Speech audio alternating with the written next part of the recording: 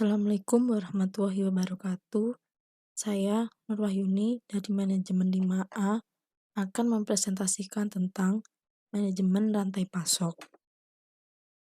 Manajemen rantai pasok merupakan salah satu bagian penting dari pengendalian produk perusahaan untuk memahami kebutuhan konsumen.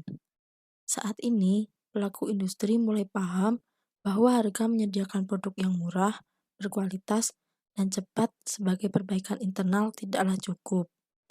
Maka dari itu, muncullah konsep manajemen rantai pasok pada tahun 1990-an untuk menyediakan produk yang murah, cepat, dan berkualitas. Supply chain adalah jaringan perusahaan yang secara bersama-sama bekerja untuk memproduksi dan menghantarkan suatu produk ke tangan pemakai akhir. Ada 3 macam hal yang harus dikelola dalam supply chain, yaitu yang pertama, aliran barang dari hulu ke hilir.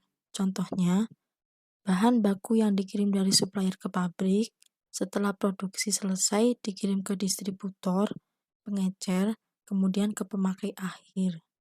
Yang kedua, aliran uang dan sejenisnya yang mengalir dari hilir ke hulu.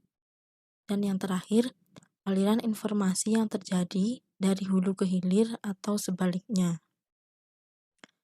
Apabila mengacu pada sebuah perusahaan manufaktur, kegiatan utama yang masuk dalam klasifikasi SCM adalah yang pertama, kegiatan merancang produk baru, yang kedua, kegiatan mendapatkan bahan baku, yang ketiga, kegiatan merencanakan produksi dan persediaan, yang keempat, kegiatan melakukan produksi, yang kelima, kegiatan melakukan pengiriman.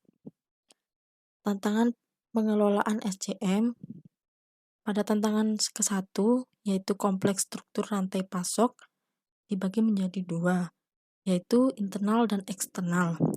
Untuk internalnya sendiri, antara bagian marketing dengan produksi marketing sering kali membuat kesepakatan tanpa mengecek kemampuan produksi.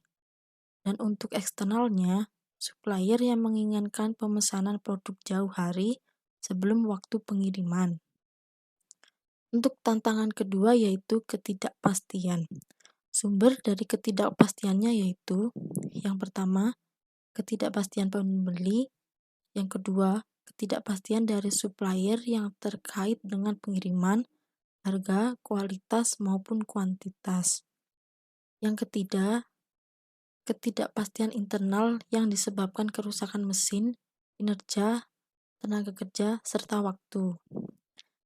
Desain lokasi distributor. Keputusan yang penting adalah di mana menempatkan kegiatan operasional, maka keputusan yang diambil oleh manajer operasional adalah strategi lokasi. Secara umum, perusahaan dalam melaksanakan strategi lokasi mempertimbangkan beberapa hal seperti yang pertama, produktivitas tenaga kerja, yang kedua, nilai tukar, yang ketiga, biaya, yang keempat, sikap, yang kelima, kedekatan dengan pasar, yang keenam, kedekatan dengan supplier, yang ketujuh, kedekatan dengan pesaing. Untuk metode penentu lokasi ada 2, yaitu Location Factor Rating. Merupakan sebuah metode penentu lokasi yang mementingkan adanya objektivitas dalam proses mengenali biaya. Yang kedua, Center of Gravity Techniques merupakan sebuah teknik matematis yang digunakan untuk menentukan lokasi, baik untuk titik distribusi tunggal. Sekian presentasi dari saya akhiri. Wassalamualaikum warahmatullahi wabarakatuh.